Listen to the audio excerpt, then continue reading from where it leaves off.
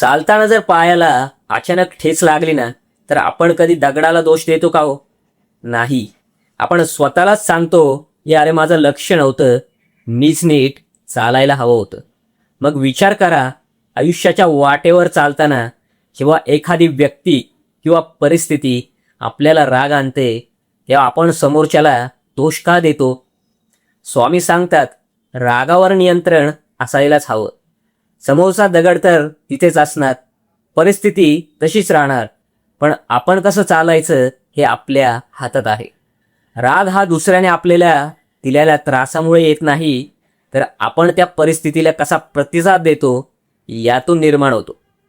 जेव्हा आपण रागवतो तेव्हा आपण आपल्या मनावरचं नियंत्रण गमावून बसतो. म्हणूनच स्वामी सांगतात, स्वतःच्या मनाला इतकं खंबीर बनवा की समोर कितीही मोठे दगड आले तरी तुमचं नियंत्रण सुटणार नाही.